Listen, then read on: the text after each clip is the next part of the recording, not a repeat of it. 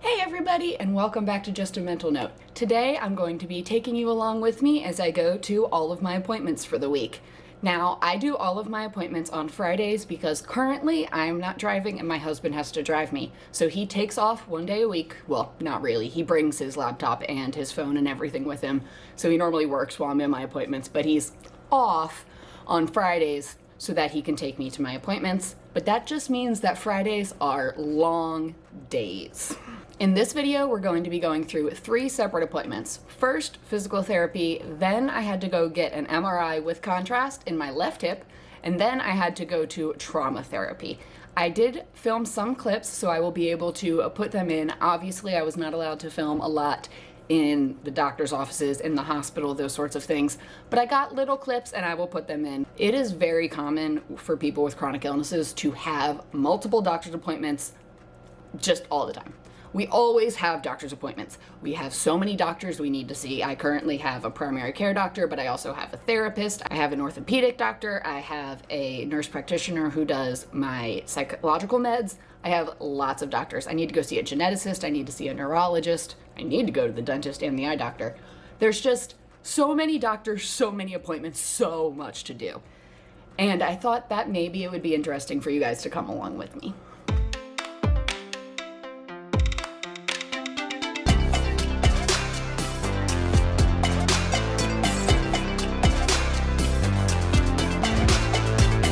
Good morning, everybody. It is now about 8 o'clock in the morning. I am never up this early, except for on Fridays. Friday is my appointment day, so I thought that maybe I would bring you along today if I ever wake up and just kind of show you what our Fridays can look like, because they can be a little bit chaotic. Good morning, buddy. Good morning. I know it's early. You're gonna be able to sleep in your room and Mom has to go and get her body and then brain all fixed up. My brain's not working great. But I just realized that today, both Jake and I are officially inoculated, protected, whatever you want to say. It is 2 weeks after his it's 2 weeks after his second vaccine, which means that we are both officially at our highest level of protection that we could possibly be at. I'm actually going to be able to leave today without an N95 mask on. I'm probably still going to double mask. The CDC has come out and stated that anybody who is fully vaccinated does not need to wear a mask anywhere. I'm not ready for that yet. Personally, I'm still immunocompromised. The vaccine is likely to not be as effective for me, and also I still have a chance of getting it. Vaccines are not 100%, and if I get sick, it's never a good situation because my immune system is compromised. So I am still gonna be more cautious than the average vaccinated person, but like, guys, I can breathe.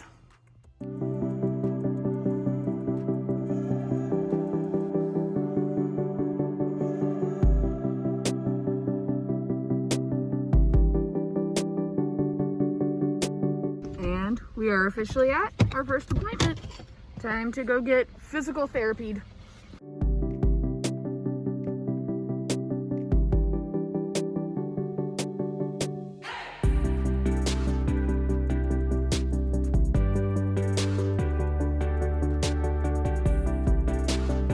The first appointment I had was for physical therapy. Currently, I go to physical therapy once a week. There's a couple reasons for that. One, again, my husband needs to drive me, and even though it is not far away at all, it's an inconvenience for him to have to leave work and drive me there.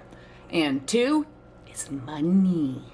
Now, I probably have almost reached my deductible at this point, maybe even with the MRI that I've just had. But it's about $50 every time I go in there. So it's a little on the expensive side, and I can do the stretches at home. I do want my weekly check-in with my physical therapist, but we decided once a week was best, again, for scheduling and money reasons. We are currently focusing my physical therapy on my hips because that is what has been imaged. That is what the doctor has seen that there is an actual problem with. And we are working with our physical therapy exercises to try to strengthen the muscles around my hips but also in my core, in my legs, so that way my hip joints don't have to bear as much weight. They don't have to do as much work because the muscles around it and all the other muscles in my body will be able to do that. Even though my physical therapy has been focused mainly on my hips, my physical therapist has also included some shoulder and arm exercises as well because I have problems in those areas, and she decided, why wait until we go through the whole doctor process, the x-rays, the MRIs, whatever, how long it's going to take, when we can do some very simple exercises now, again, to work up the muscles around the joint so that way the joint doesn't have to do as much work. When I do my physical therapy, it's about a half-hour appointment. I'll go in and do my warm-up, which is usually on the bike for about 3 minutes, and then I go over to the bed or the table where my physical therapist is. We go through all of my different exercises, and if you guys would like to see what those exercises are, because I have done a video previously on different physical therapy exercises I was doing for my hips, but now I have new ones and she's adding new ones all the time. So if you want another video on physical therapy exercises for your hips and some for your shoulders, let me know, because I can do that because I do them every single day. So the physical therapist and I do all of my exercises while I'm on the table. Sometimes I have to walk around the room, do some other things on different equipment. And then at a half hour, I am free. I'm in pain, but I'm free.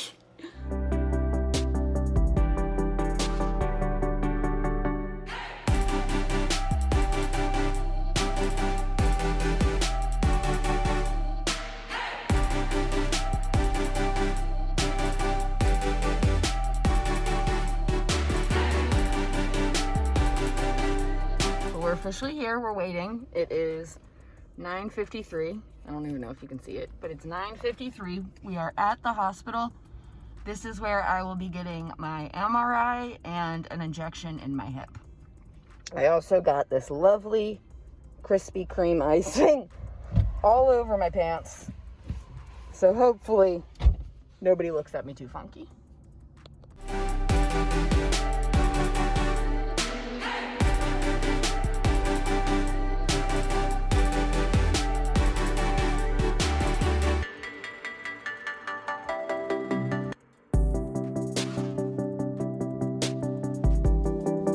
The second place that we had to go was actually the hospital, because that is where they do the outpatient procedures. And this is where I had to go get an MRI with contrast. Anytime I've had contrast before, I drink it, they put me in whatever machine they need to put me in, and then it's good. Not for your hips, maybe not even for MRIs in general. I have not had a lot of MRIs. I've had mostly like CT scans and x-rays. So I was definitely a little bit nervous. My doctor did tell me before that there was going to be an injection, so it's not like it was completely out of the blue, but it was not fun. Jake and I got to the hospital a little bit early. We went and sat in the waiting room, and we were there for probably at least an hour. I actually met this really sweet woman who just finished her last chemotherapy treatment for lung cancer, and she was so sweet. I wish we would have gotten their phone number or something, because I want to check in on her, see if she's okay. Her spirit was just beautiful, and I got to talk to her for a while, and that was really nice. But eventually they did call me in to get my injection before my MRI. And that was a little complicated, because I went in and I looked at the sheet, and it said that they were going to do my right hip. I've already gotten an MRI in my right hip. We did not do the injection, but I already got the MRI, and it was $600. So I don't really want to pay again to get the same hip MRI'd. So I was like, I'm pretty sure this is supposed to be the left hip.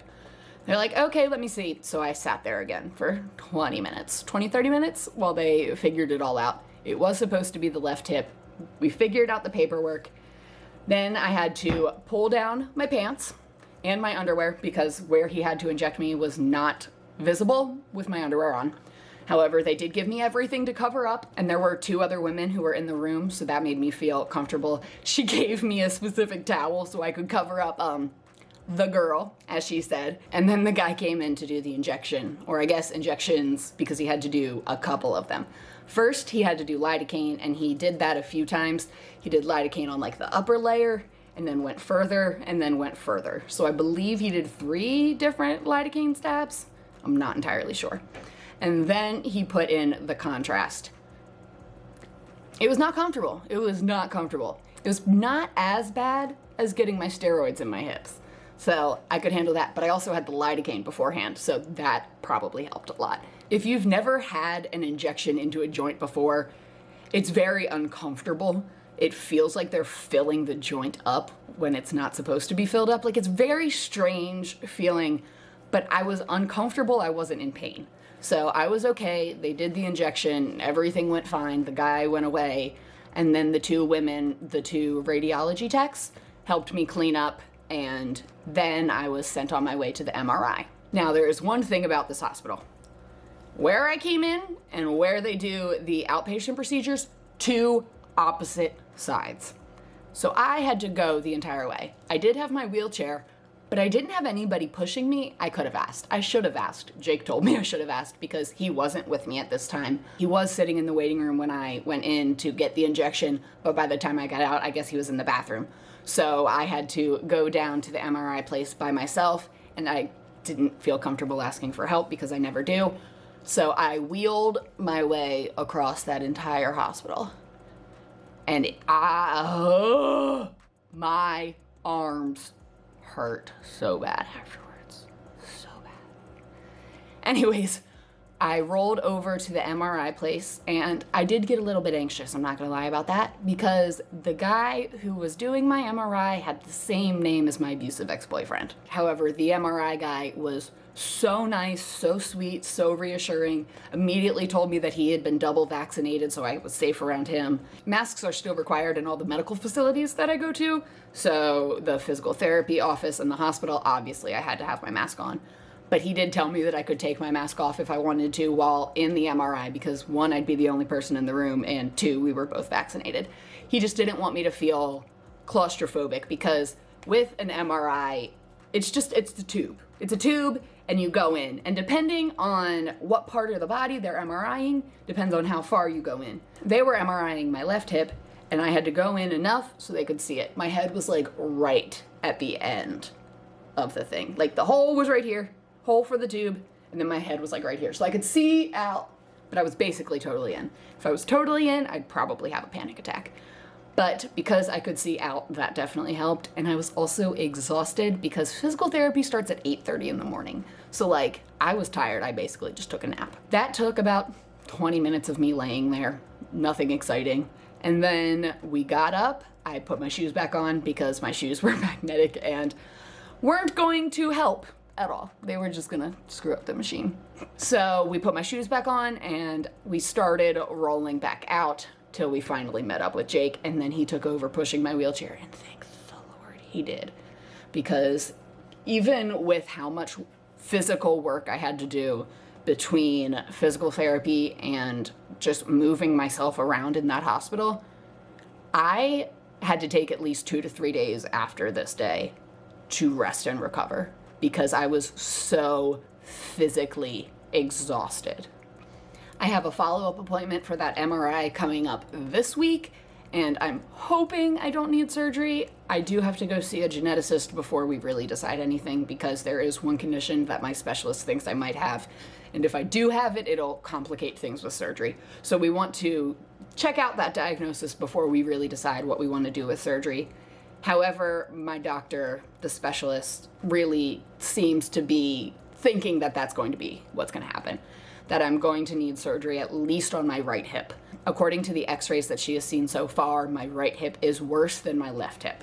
We'll see what happens on this MRI, but we're definitely thinking I'm at least going to need one surgery, and that's not going to be fun. But that's not happening right now. It's not happening anytime soon because, again, I have to go see a geneticist, and that is all the way in Atlanta. That is hours away.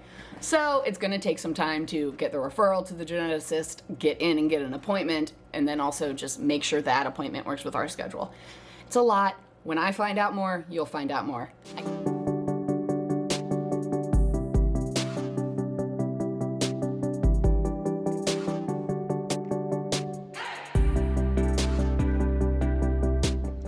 We are officially at therapy.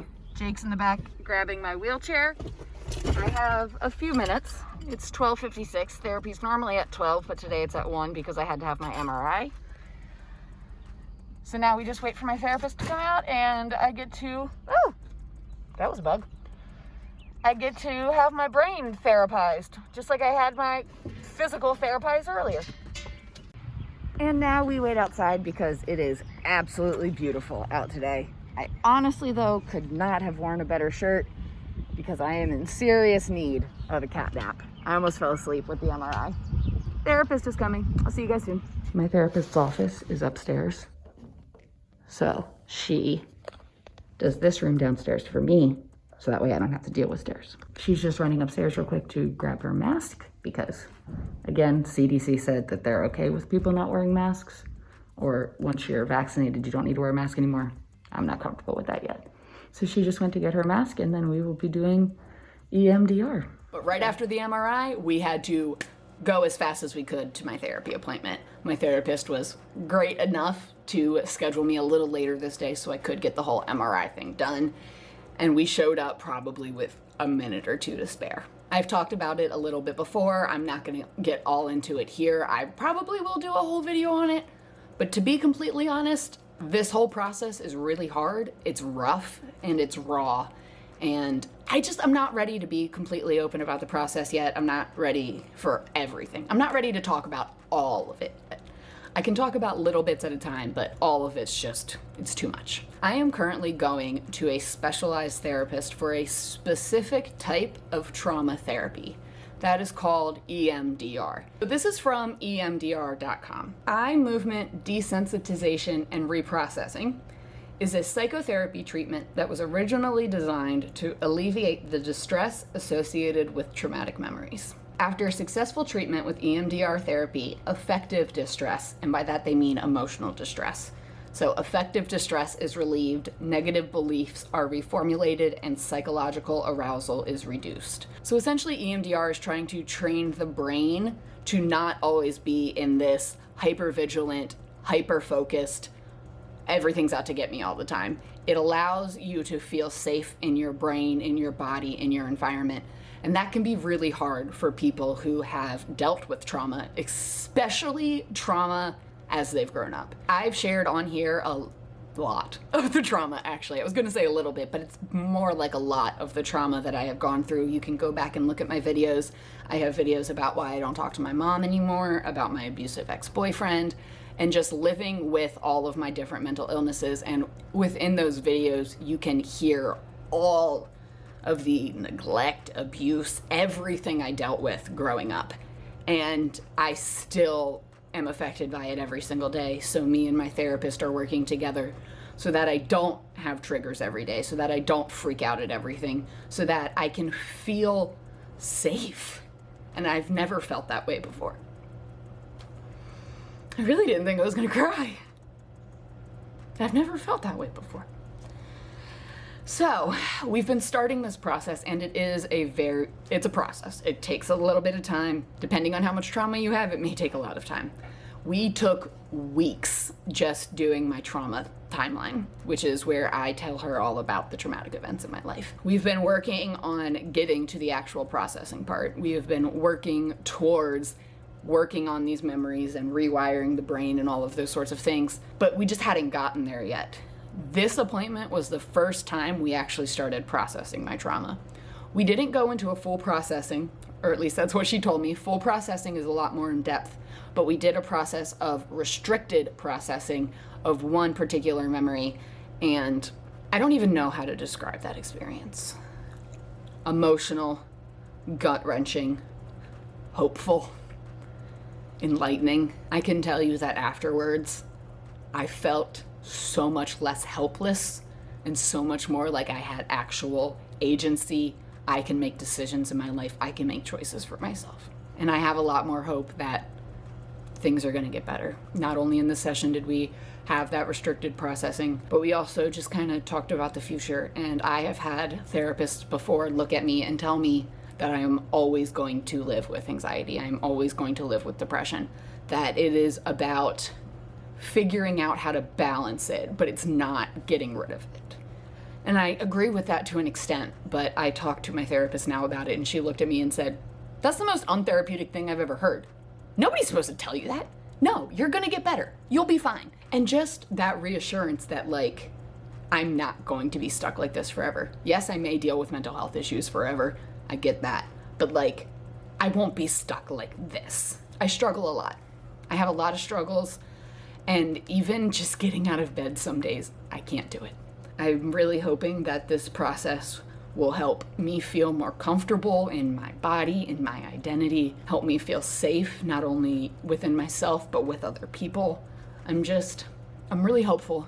I'm not gonna lie, it was really fucking hard to go through that. And the fact that that was only restricted processing and it was a memory that was not the most traumatic. She wanted to start with something that wasn't too traumatic, too involved for the very first time we were processing something. So she told me to pick an event that happened early on in life that on a scale of 1 to 10 was about a 6 for distress. So we didn't get into the really rough stuff. We got into a hard moment in my childhood, but there's a lot more to get into, and I'm scared, but I just felt more hopeful than I have in a really, really long time.